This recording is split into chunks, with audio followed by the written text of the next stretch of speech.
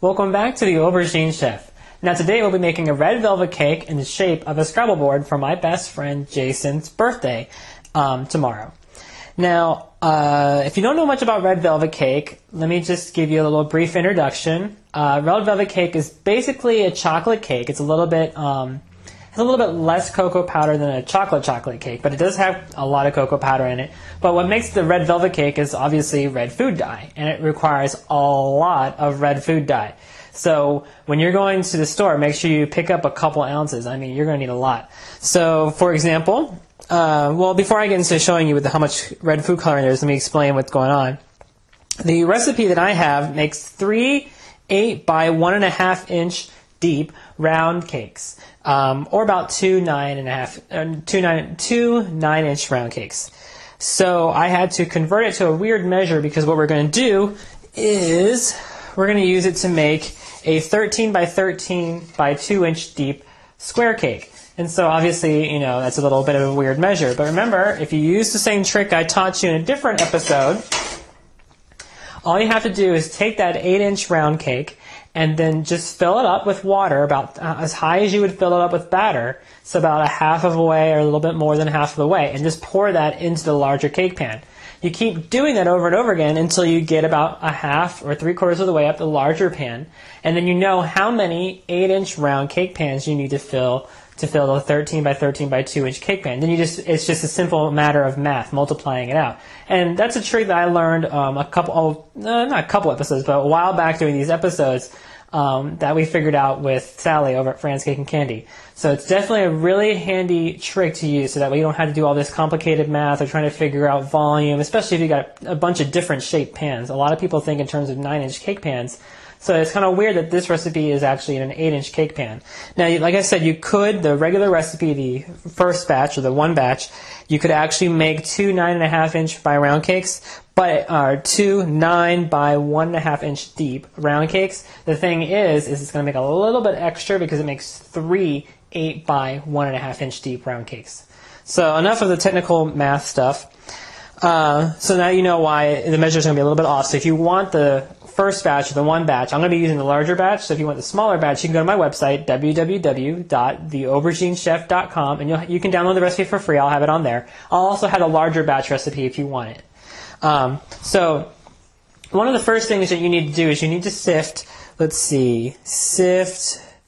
17 grams or 3.5 tablespoons of cocoa powder, and then add to that 3.5 ounces of red food coloring. And so this is kind of like what you get out of it. It's just like pasty, thick, red goop. And the thing is too, if you're using the soft gel food coloring like I am, go a little bit less, like take out a couple grams or so, and or a couple ounces of the red food coloring. I mean, this is like not a couple ounces. I don't know what I'm saying. Sorry. Take out like a half an ounce and then add in a little bit of water. Because remember, the food coloring for this recipe is actually based on the food coloring you find in the grocery store, which is more watery than the soft gel food coloring. So I was a little concerned that it might actually be a little bit more concentrated, even though we're still going by weight.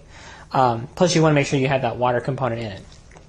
So that's one of the first things you use. You stir that together. Make sure you sift your cocoa powder together to break up any chunks, because you really don't want to have any chunks in your batter, because that's just going to add chunks to your cake, and it's just going to be unpleasant. On the mixer, we have 1 pound, 12 ounces of granulated sugar, 14 ounces or 3.5 sticks of unsalted butter at room temperature, very important, and then we have it with the paddle attachment because we're going to cream it together. I also have 4 whole eggs, and then in this measuring cup, I have 14 ounces of buttermilk and about 8 grams or about almost 2 teaspoons of vanilla extract. Really, you can just measure it to taste. Just kind of just dump it in. It's fine. And then for the baking soda, we also have some baking soda set aside in a little bowl or a little ramekin. I've got about 5 grams, and to that, we're going to add 7/8 of an ounce of vinegar. And we're going to add that in at the very last.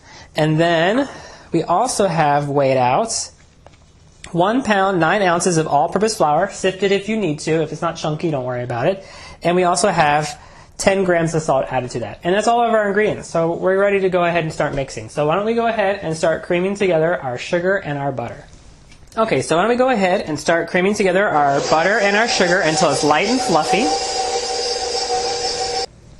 Okay, now that our butter and sugar have creamed together, we're going to go ahead and add in our whole eggs one at a time while the mixer's on a low speed. And we'll add them just until they're combined. You don't want to add them all at once.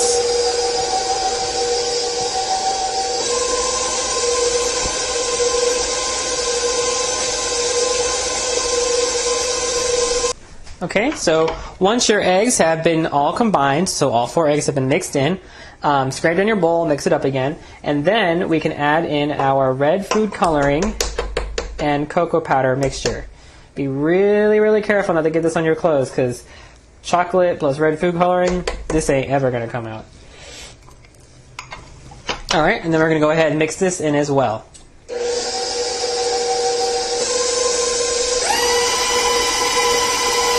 Okay, so once our food coloring and cocoa powder have been thoroughly mixed together, we still have some streaks of butter showing, but that's okay because we still need to mix in the flour and the liquid ingredients.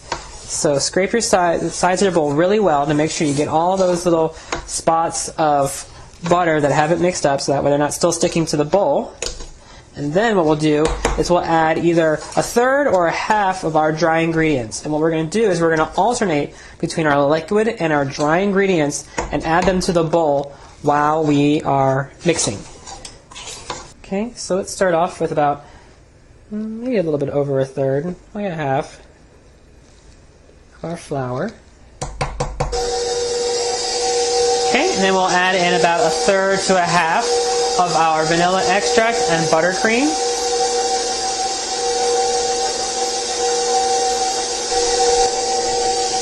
Okay, so once you've added your 7/8 of an ounce of vinegar to your baking soda, go ahead and add that right into your cake batter and mix that right in.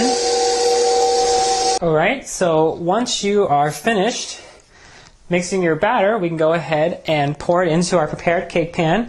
Remember, this is our pan, or this pan is a 13 by 13 by 2 inch deep cake pan, and I've lined it with just a square of parchment paper. You don't really have to go all the way to the edges as long as you grease it as well with some pan spray or pan release.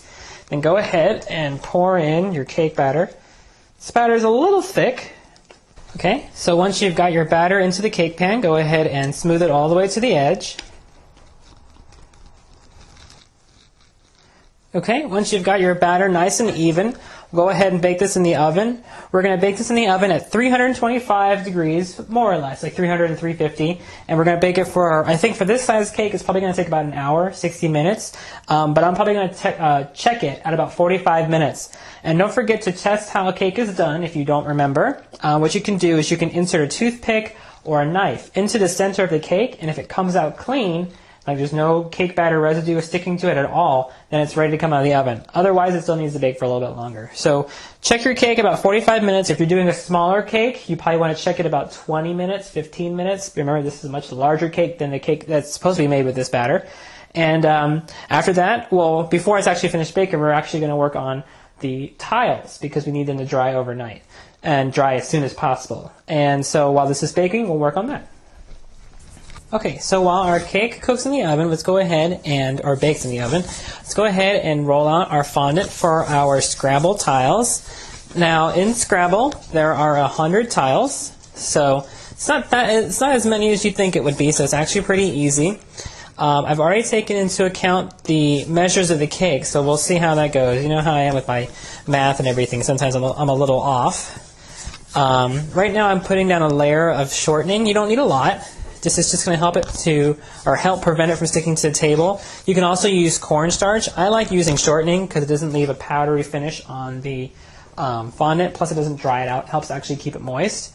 And actually, I needed my fondant, the little chocolate fondant, to give it a marbled look, so that way it looks a little bit more like wood. I'm using an ivory fondant, not a white fondant, on top of that, so it helps make it a little bit more woody looking.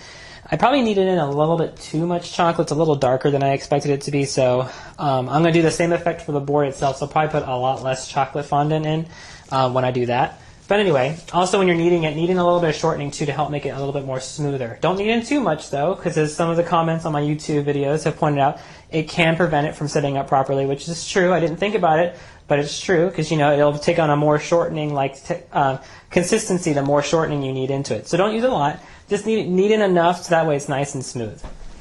Alright, so this is what I've pretty much figured out. The cake is 13 by 13 inch square. I'm going to put a half-inch border around it, so it's actually going to be more like a 12-inch square of the game board itself. So then I try to figure out how big each tile is, or how big each square on the board is.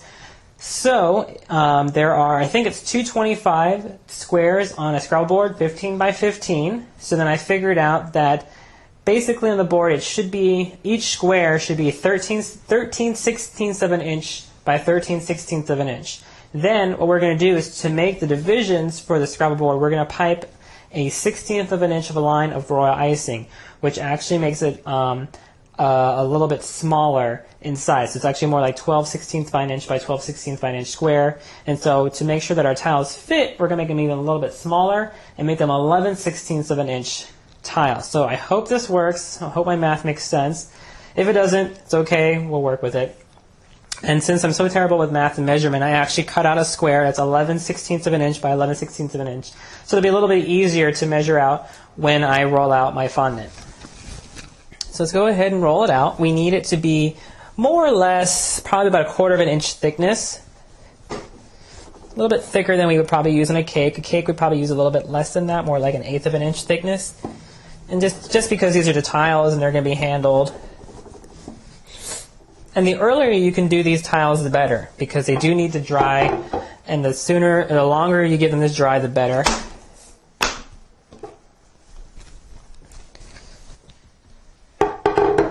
Okay, so I'm about where I need to be with thickness.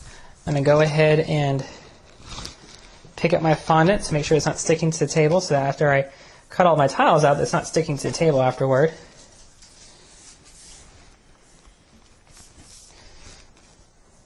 It's a little bit thinner on top, so I'm actually going to probably cut that off so I don't use it.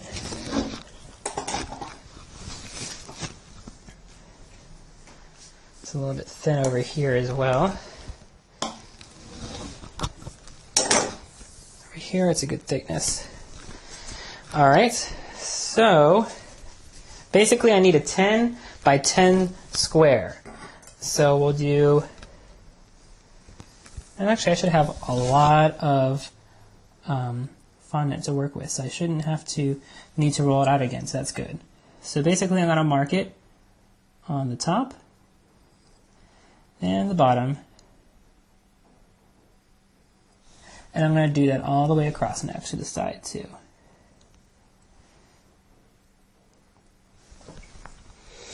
And I'll just go all the way down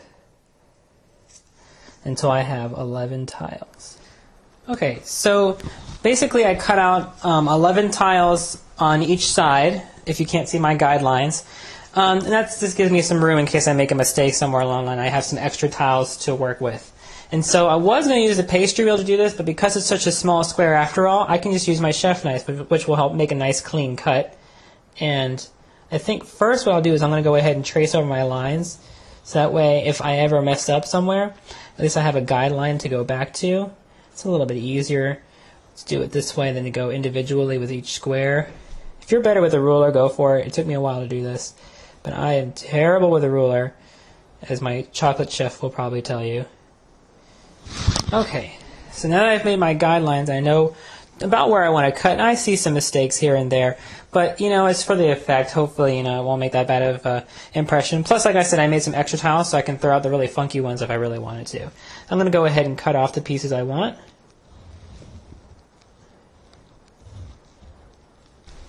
Okay, I noticed that my knife was sticking a little bit, so I went ahead and powdered it with a little bit of powdered sugar. I know what I said earlier about the powdered sugar residue in the tiles, but I'd rather deal with that than having a bunch of warped tiles. Alright, and so basically these are our Scrabble tiles. I'm going to go back and separate them and then put them on a sheet pan just so that they're easy to move. If you try to move them one by one, it's just a pain. And I'm going to set them somewhere to dry overnight. And then tomorrow what we're going to do is we're going to take some black food coloring, mix it with a little bit of vodka, and then paint on the letters. The vodka is going to dry, but the food coloring is going to stay on it, so that way it has a nice painted effect. And it's a little bit easier than just painting on the gel food coloring, which will probably never dry. Okay, so while our cake out of the oven and it's cooling down, so while it's cooling down, we're going to go ahead and start on the Swiss buttercream. I'm going to make a vanilla Swiss buttercream. I've been in a Swiss buttercream kind of mood lately. I haven't made it in a while. Well, I have, but I used to make vanilla Italian buttercream all the time, so I feel like making Swiss buttercream. It's a little bit easier to make than Italian buttercream. What we're doing right now is we're heating 8 egg whites with 10 ounces of granulated sugar. And we're heating it to at least 120 degrees. Don't want to go too much higher than that because we don't want to accidentally cook them.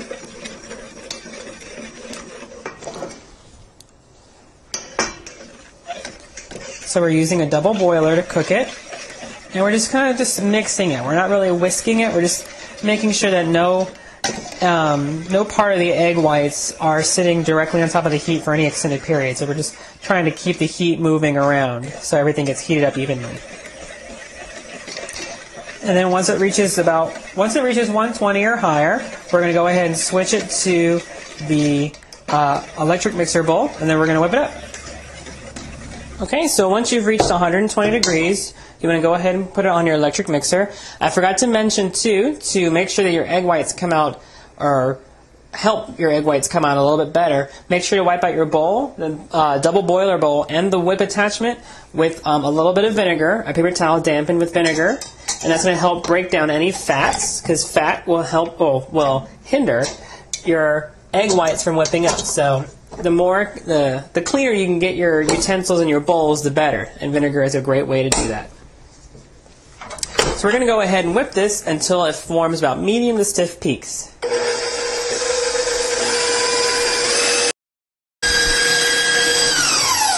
Okay, so once your egg whites reach medium to stiff peaks, and the way you can check is you just pull it out of the mixer, and you can see that the peak that's formed on the top of my whip is holding its shape. So we're at medium to stiff peaks. So we can go ahead and add the butter in now. It doesn't take more than maybe like 3 to 5 minutes max for these egg whites to whip up. I know a lot of you have been asking about that lately, especially since I cut through it, so you don't want to sit through 5 minutes of whipping eggs. But it takes about 3 to 5 minutes with an electric mixer. Alright, so once we do that, or have that whipped up, on low speed, we're going to go ahead and add in 6 sticks of room temperature butter.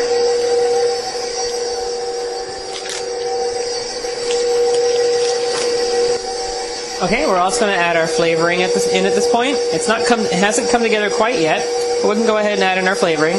I'm going to add in about a tablespoon, teaspoon, more like a teaspoon of vanilla extract and just a drop of anise oil. Give it a unique flavor. Too much anise oil and it might start tasting like licorice. So just a drop to give it a more unique flavor. Maybe 2 drops since it's so much icing. But this stuff is pretty concentrated, so we don't need a whole lot. It's actually a flavor oil. I don't know if you can see that. It's hard to tell. And then, while I have the mixer stopped, I'm going to go ahead and add in the 7 ounces of powdered sugar. And we're going to go ahead and mix this on low speed, medium to low speed, until it comes together. Okay, so we've got a nice silky looking buttercream. It's actually a little bit firmer than I'm used to, just because I let my sugar and egg white mixture get a little bit warmer. So that's going to be good for icing. It's going to have a little bit more denser of a consistency, but it's going to really help out when we're icing with it.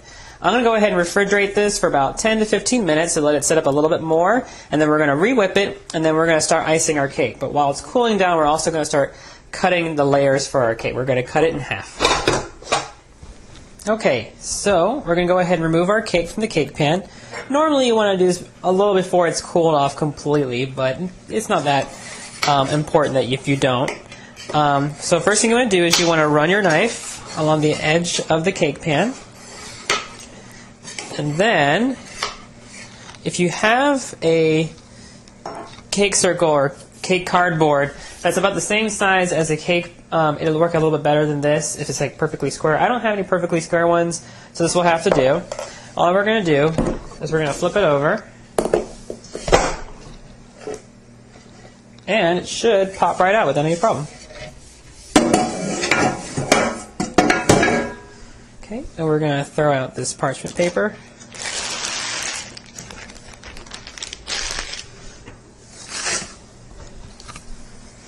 And we're going to flip it back over.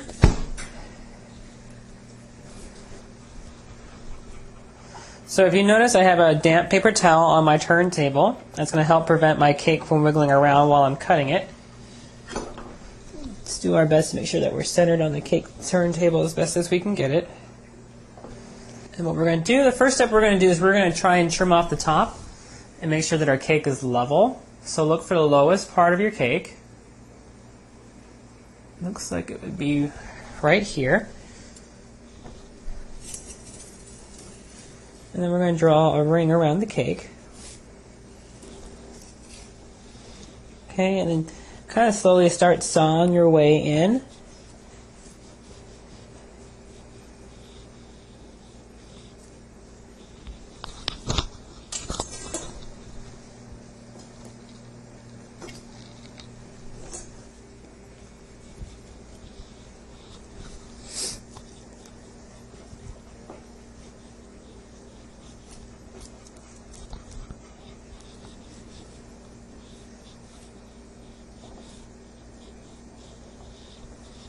Just keep going around and around in a circle until we've cut all the way through. And actually, I know I said I was going to cut off the top, but because we're cutting off so much, I think what I'm going to do is I'm going to flip it over and use it for the top layer, so that way I don't have to cut a second layer because it's getting kind of narrow. I don't have a lot to work with. So the cake layers are going to be a little uneven, but that's okay. We can balance it out with the icing. Okay, now normally around this point, I would say to go ahead and put on a little bit of simple syrup, which is 1 part water to 1 part sugar with a little bit of cream and tartar, and boiled to a stove. And by doing that, by adding simple syrup to this, you add moisture. But this red velvet cake recipe is actually very, very, very moist. It's almost like, I don't know how to describe it. It's very moist. It's almost like a sponge, really. And we really don't need any more liquid added to it. So we can go ahead and just start icing it.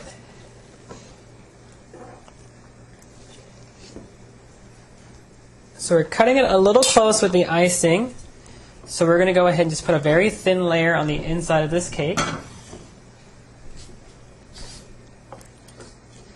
As thin as we can get it. Well, not necessarily thin as we can get it, but as nice as we can get it with the least amount of icing. How about that? Okay, so next we'll put on our top layer. Now remember, normally I trim my cakes, but because this cake came out a little bit on the shorter side, I went ahead and just used the part I was going to trim off. So it might be a little uneven, but we'll work with it. Alright, so we can go ahead and start icing the top. Now, normally you want to be careful about getting crumbs in your icing, but this cake seems to be particularly crummy, and it's pretty easy to get crumbs in your icing, so at least we're covering it up with fondant. So just be aware of that if you try to make this without any fondant on the outside, that you might have a little bit of, it's very easy to pull up the crumbs on the top layer. So it actually might be a little bit better to just over-bake this cake a little bit. Or you could do a crumb coating too. A crumb coating is when you put on a very, very thin layer of buttercream, the same buttercream you're probably going to use, and then you just refrigerate it overnight, and it kind of acts like a barrier. You kind of just ice it like you didn't put that layer on at all, and it just holds everything in. So basically you're icing the top layer of icing as opposed to the cake itself. Okay, so once we get the top to about where we want it, we can go ahead and do the sides.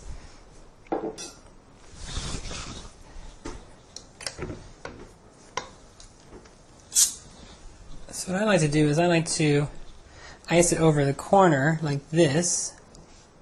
It's hard to do it from this angle. I'm used to doing it this way. But basically we're just going to go like this. And kind of just smatter it on the side until we go all the way around. Alright, so I ended up adding a little bit more icing than I needed to. or that I needed to use on the sides. I saved a little bit more, which is okay. I mean, I'd rather have a little bit left over than not enough. So what I'm actually going to do is I'm actually going to put the rest on top. Might as well use it all up. I put a really thin layer on top anyway. So what I'm doing now is I'm pulling that ridge that formed along the edge of the cake, and I'm pulling it towards the center of the cake. I haven't finished smoothing the sides, so we'll have to do it again, but I'm going to go ahead and just do it now so that way we don't have a whole lot piling up on the side when we go back and smooth the edges. So what I'm going to do is I'm just going to, whoops, and I'm already pulling icing off the side of the cake. Well, that's all right.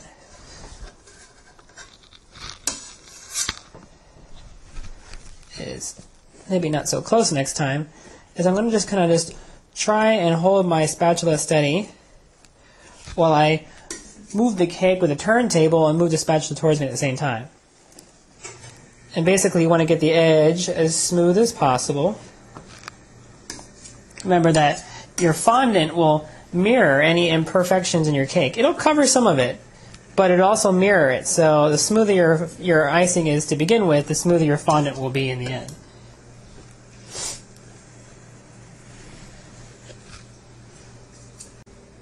I could probably drive myself crazy trying to smooth this thing out all night long if I wanted to, but I think we're at a good place for my patience anyway.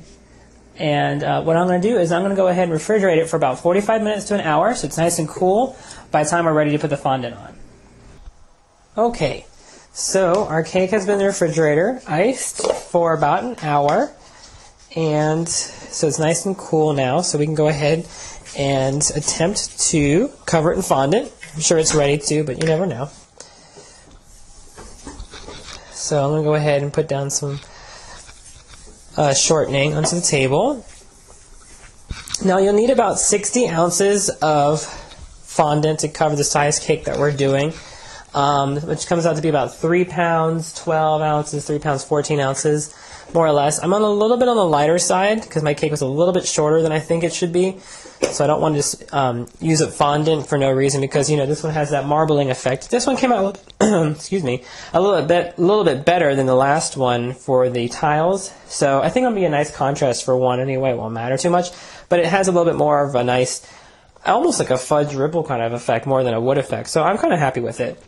So we're going to go ahead and roll it out. Remember our cake is 13 inches long and about 2 inches on each side, more or less. So we need it to be about, let's see, 13, 14, 15, 16, 17 inches, and maybe a little bit more. Since mine's a little bit shorter, I'm probably going to aim for about 17, 18 inches. And remember that we're looking for a square shape, too. Okay, so now that we've got about the size of the shape that we need, we're going to go ahead and roll it up on our rolling pin.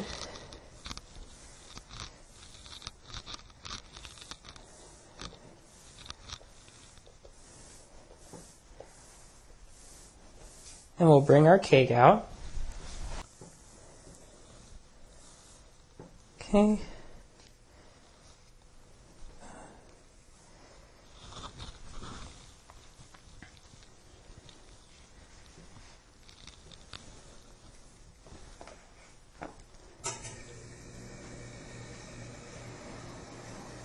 It looks like we've got plenty of fondant to work with. So we're at a good size.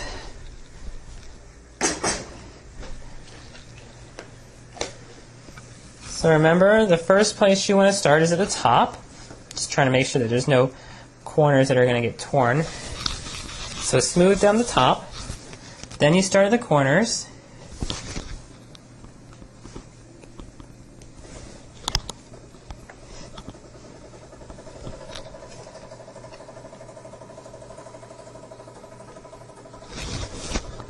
And then you kind of just work the fondant down. You kind of skirt it out, and you kind of just work it down. It's a little bit easier in a shorter cake because there's just not as far to go.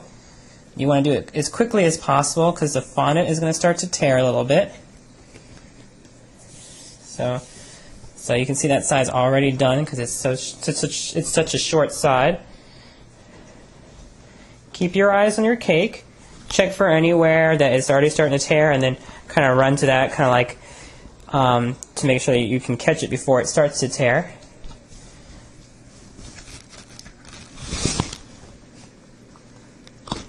If you want a really good fondant demo from my website, make sure you check out the Covering a Dummy Cake in Fondant episode. It's a dummy cake, it's not a real cake, but it's still pretty helpful, I think. Because I just took a class before I shot that episode, so I had a lot of the tips fresh in my mind. Sometimes you're just doing it and you're not really thinking about it. But all you're really doing is you're just smoothing it down. And it's just really nice that this one was just very short, because it was just very easy to do, especially since the fondant was so long. Now, as you know in the picture, I'm going to go ahead and put a red border around the cake. So we're going to go ahead and measure that out. And before we do that, of course, we need to trim off this layer of fondant.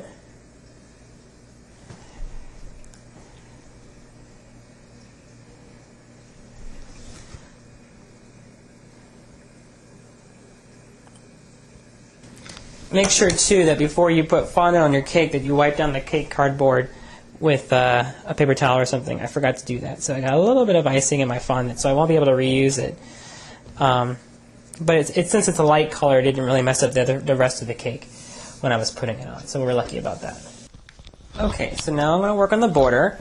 I needed together some chocolate fondant and some red fondant to get this color. And what we're going to do is we're going to roll it out to be about 13 inches. And about 2.5 inches tall, but we're making it a little bit taller than 2.5 inches because we want to make sure that we have some room to play around and cut off. Because remember, we only want a 1/2 inch border. Oh, I only want a 1/2 inch border along the top of the cake. And I don't really want it real thick either, so I don't have to keep making new burgundy fondant.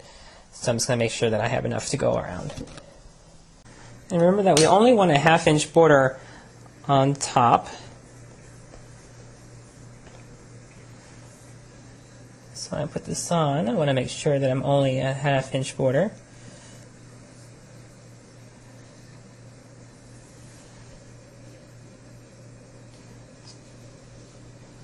And then we'll use the same technique that we used to put on the fondant.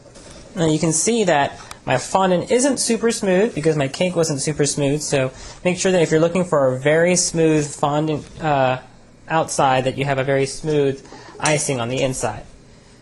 Okay, so it might be a little tough to tell what I'm doing right now, but I'm basically making the grid lines. This green piece of paper I marked every 13/16 of an inch, and then I went through with a knife and I scored it. And so I'm trying to make it easy on myself, excuse me, and use a piece of dental floss to kind of help finish off the grid lines by pulling it taut and starting from one end and ending at the other, and then kind of just pushing it in along the length of the piece of floss. And hopefully this will work. And it's a little bit of a thing I just thought of on the top of my head. If you got a better idea, I would love to hear it. I tried using a knife, but I don't have a knife that's quite long enough to reach all the way. Or I have one that's too long. It's one or the other.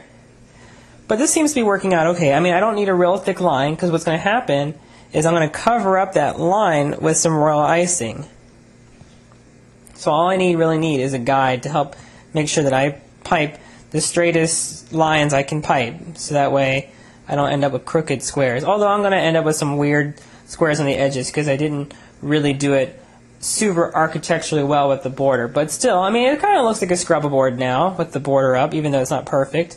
But, you know, I don't do a lot of these kind of cakes, so I'm kind of excited about it. So, alright, and when I finish with this, I'll go ahead and start with royal icing, and that's where we'll come back. Okay, so I'm going to go ahead and pipe my royal icing border on the top of the cake. For this recipe, I used 2 egg whites, 11 ounces of sifted powdered sugar, and a pinch of cream of tartar, and I mixed it on the mixer with a paddle attachment. Just pour them all in together. Mix it with the paddle attachment until it comes together for about 5 minutes or so. I went ahead and adjusted mine a lot with some extra powdered sugar, probably about 3 to 4 more ounces of powdered sugar. So just be prepared that you probably will want a much stiffer icing, because you don't want a runny one for this cake, because we've measured the size and everything like that. So we wanted to hold its shape as much as possible.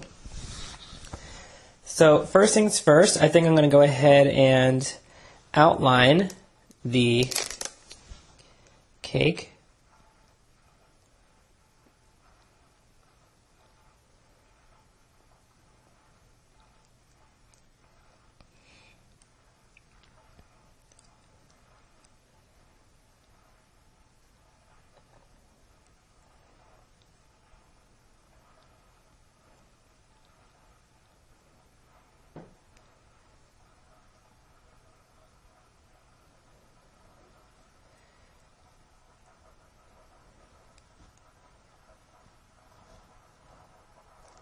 Okay, now notice that I'm holding my piping tip about like a half an inch to an inch off the cake, and that gives the royal icing some time to relax as it comes down, so that way it's not so, jagged and, strained as it looks. So it comes down a little bit more smoother. And that's a trick that I learned in school that I find helps a lot, with not just with royal icing, but also with piping chocolate. And so I'm going to go ahead and finish piping the rest of the lines in this cake. Then I'm going to box it up. And then I'm going to let it sit out at room temperature overnight. Remember, there's nothing in this cake that needs to be refrigerated. Traditionally, I think, at least from my experiences, red velvet cake is usually made with cream cheese icing. But cream cheese icing needs to be refrigerated. And I didn't really want to deal with the hassle of refrigerating my cake. So I just went ahead and used Swiss buttercream, which does not need to be refrigerated. Okay, so it's been overnight, about 8 to 10 hours, so we've had plenty of time for our tiles and for our fondant on our cake to dry out. And I do have to point out one thing. This morning when I went to warm up some breakfast, I noticed in the microwave that there was a stick of butter in it. So I was actually supposed to put 7 sticks of butter into the Swiss buttercream, not 6 sticks of butter. So keep that in mind when you're doing it yourself. The recipe is correct, I was just out of it. So anyway, so if you can see, there's a real Scrabble board over to the edge there that I'm going to use to model off. And I think actually it came out pretty close looking. I mean, mine's not perfect, but I'm not one of those really, good measurement guys. I'm apparently not good with language either. But anyway, so what we're going to do next is we're going to color our board. And so what I'm doing is a trick that I heard while I was over at Fran's Cake and Candy visiting Sally. Basically, you add a little bit of food coloring with some vodka, and then you can just use it like paint. So we're going to try out and see how it works. It's supposed to work particularly well with powdered food coloring, but I decided to use soft gel paste food coloring. It should work just as fine. So let's see. We're going to start with the center, right here.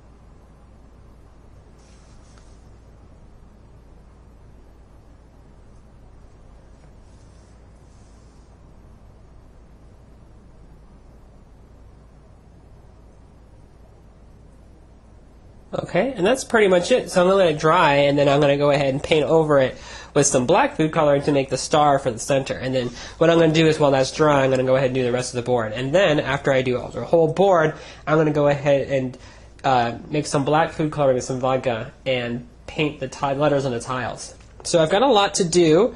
I'm not going to bore you with that, so I'm just going to cut straight to that. I just wanted to show you that you could make paint out of food coloring.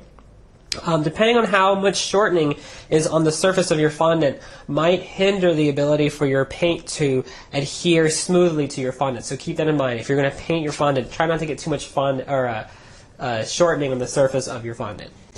Alright, so this is the finished Scrabble cake.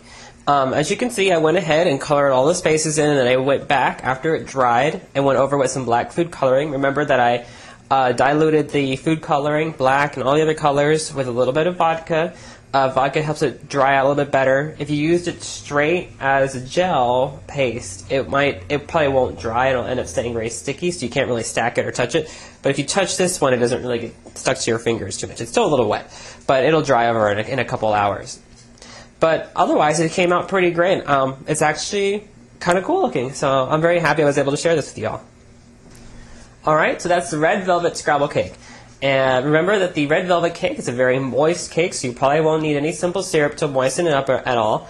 And remember that red velvet cakes are usually made with a cream cheese icing. That's pretty much the more common version that I see. But because I wanted to put fondant on it and I didn't want to refrigerate it, I went ahead and used the vanilla Swiss buttercream, which is the chocolate Swiss buttercream recipe on my website, but you just take the chocolate out and just use vanilla extract instead. It's perfectly fine. So I left it out overnight to dry. The tiles probably could use an extra day to dry, so that way they were nice and hard, but they'll be fine. I mean, they're still pretty dry.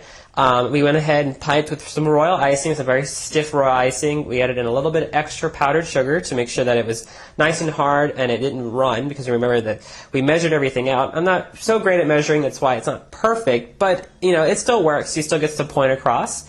And the tile and the surface of the board were made using an ivory colored fondant, and then we kneaded in a little bit of chocolate fondant so that way we can get that nice marbled wood looking look, and it came out actually kind of cool looking.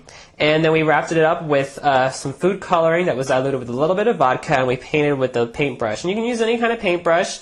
I don't have any idea why you wouldn't be able to use a paintbrush as long as you have only used it for food purposes. Don't go using a paintbrush that you've used for like acrylic paints or actual painting and then try to go back and forth with food. You really shouldn't do something like that. Once something's touched something that's not food safe, you probably should never let it touch something that's you should never let it come in contact with food. You should always keep your food safe items and your non-food safe items or equipment separate. That's how I do it. So anyway, I hope you learned a lot today. Thanks for watching, and remember, the Aubergine chef demystifying dessert one recipe at a time.